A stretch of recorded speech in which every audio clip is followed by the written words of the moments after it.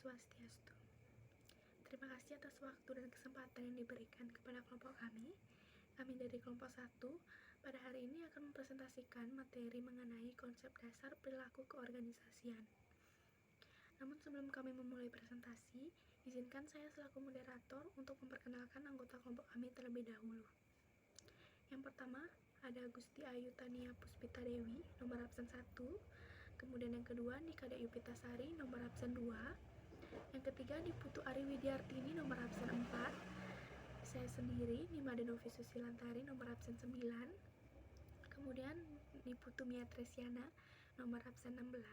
Dan yang terakhir, Niputu Devi Lestari, nomor absen 48. Baik, untuk mempersingkat waktu, saya persilahkan kepada rekan saya untuk memulai presentasi pada hari ini. Perkenalkan, nama saya Gusti Ayu Tania Puspita Dewi, nomor absen 1. Di sini saya akan menjelaskan tentang pengertian dan unsur-unsur organisasi. Yang pertama, pengertian organisasi adalah suatu sistem yang terdiri dari pola aktivitas kerjasama yang dilakukan secara teratur dan berulang-ulang oleh sekelompok orang untuk mencapai suatu tujuan. Sebuah organisasi dapat terbentuk karena dipengaruhi oleh beberapa aspek seperti penyatuan visi dan misi, serta tujuan yang sama dengan perwujudan eksistensi sekelompok orang tersebut terhadap masyarakat. Unsur-unsur organisasi. Yang pertama, organisasi merupakan suatu sistem yang terdiri dari subsistem atau bagian-bagian yang saling berkaitan satu sama lainnya dalam melakukan aktivitasnya. Yang kedua, ada pola aktivitas, yaitu yang dilakukan oleh orang-orang di dalam organisasi dalam pola tertentu. Urutan-urutan pola aktivitas yang dilakukan oleh organisasi dilaksanakan secara relatif teratur dan berulang-ulang. Yang ketiga, ada sekelompok orang. Organisasi pada dasarnya merupakan kumpulan orang-orang. Adanya keterbatasan pada manusia mendorongnya untuk membentuk organisasi. Sekian presentasi dari saya, akan dilanjutkan oleh teman saya. Perkenalkan, nama saya Nikada Yupitasari, nomor absen 2. Saya akan melanjutkan presentasi dari teman saya. Di sini saya akan menjelaskan pengertian perilaku keorganisasian. Perilaku organisasi merupakan sebuah disiplin ilmu yang mempelajari tentang perilaku individu dan tingkat kelompok dalam organisasi, serta dampak terhadap kinerja, baik kinerja organisasi, kelompok, ataupun individual. Pengertian tentang perilaku organisasi juga telah dikemukakan oleh beberapa ahli.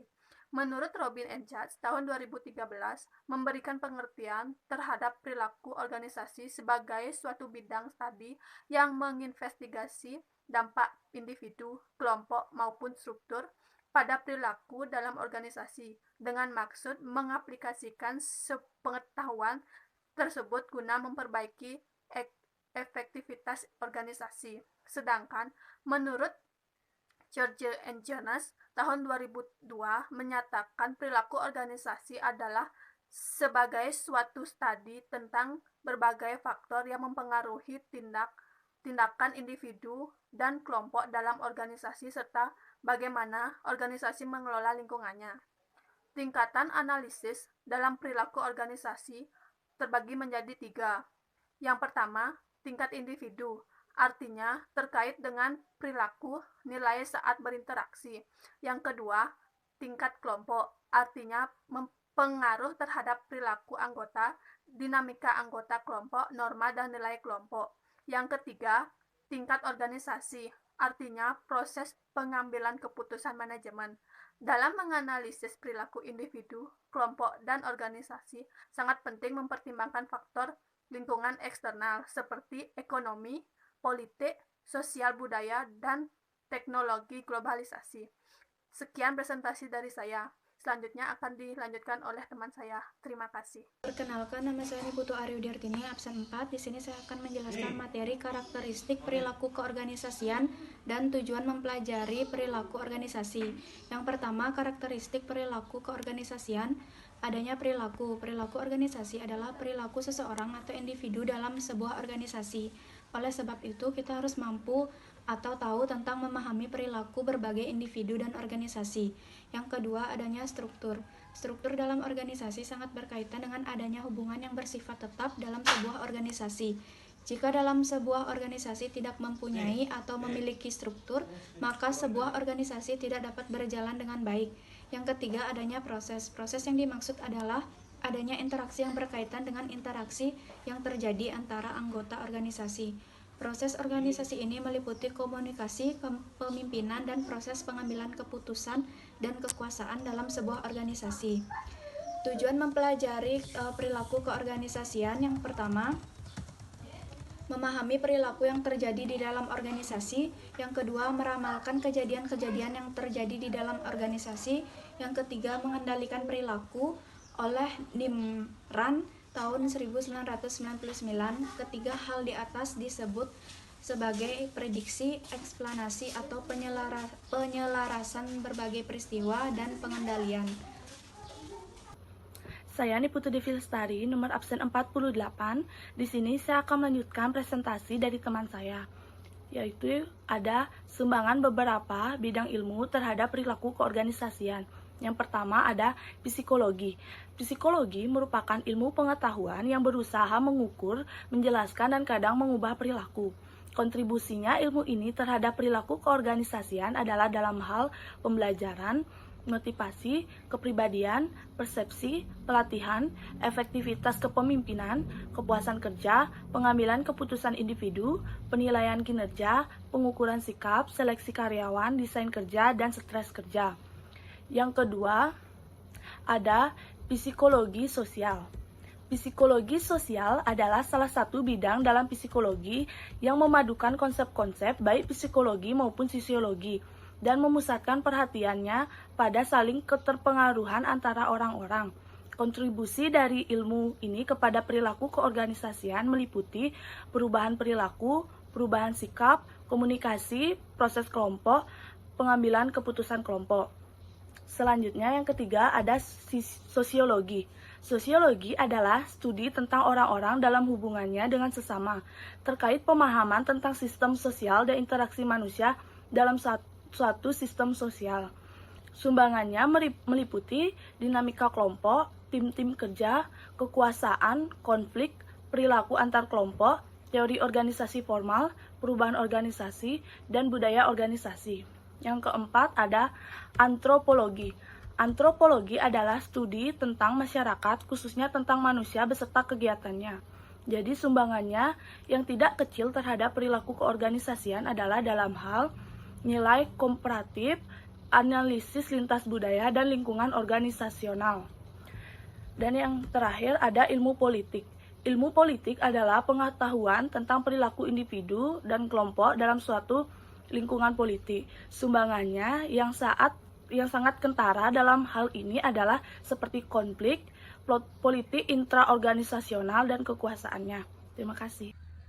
Saya Niputu Mia Tresiana absen 16, dan kali ini saya akan membahas materi mengenai sejarah singkat mengenai perkembangan perilaku keorganisasian. McShane and Gledau tahun 2008 menyatakan ilmu perilaku organisasi pada suatu saat di masa lampau terperangkap pada suatu pendapat tentang prinsip yang bersifat universal yang dapat diterapkan pada semua organisasi. Bagi ilmuwan, prinsip yang bersifat universal dapat menyediakan suatu model yang dapat diterapkan pada semua situasi. Bagi seorang manajer, adanya prinsip yang bersifat universal dapat disiapkan suatu pedoman yang dapat diterapkan pada semua situasi. Yang mengembangkan prinsip yang bersifat universal tentang perilaku keorganisasian yaitu Weber pada tahun 1969. Kemudian, pada tahun 1950-an, timbul pendapat baru dari Likert pada tahun 1967 yang menemukan 4 sistem organisasi. Namun sebagian besar manajer menemukan dan menyadari bahwa praktek dalam organisasi tidak sederhana dan menolak suatu prinsip dan teori yang bersifat universal berlaku untuk semua situasi.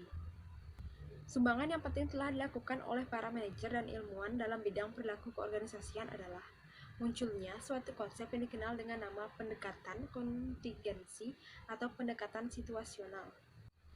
Pendekatan ini diarahkan kepada pengembangan pada tindakan manajer yang paling sesuai dengan situasi tertentu dan karakteristik dari orang-orang yang terlibat di dalamnya. Manajer harus mampu mengenali, mendiagnosa, situasi tertentu menggunakan pendekatan kontingensi dengan berhasil. Pendekatan kontingensi secara konseptual sangat menarik, tapi juga sangat sulit untuk mengikutinya. Menentukan dengan tepat hubungan antar variabel penting adalah cukup sulit.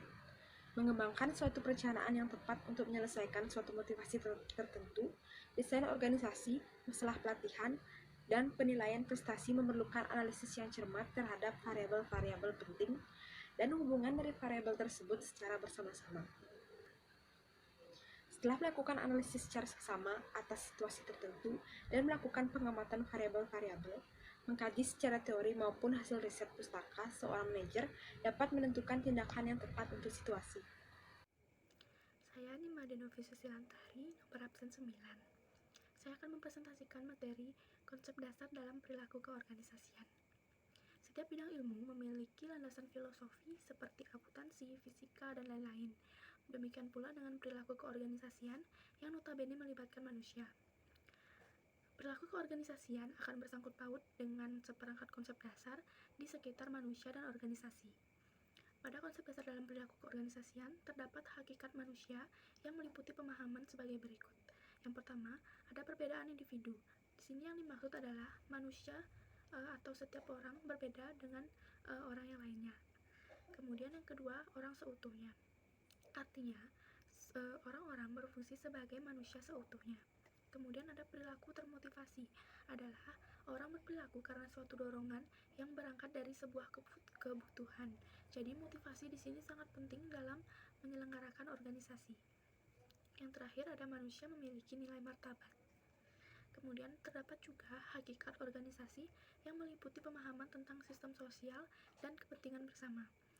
Yang dimaksud dengan sistem sosial adalah bahwa organisasi adalah sistem sosial yang dibentuk untuk kepentingan bersama. Kemudian kepentingan bersama artinya bahwa organisasi membutuhkan orang-orang dan orang-orang pun membutuhkan organisasi.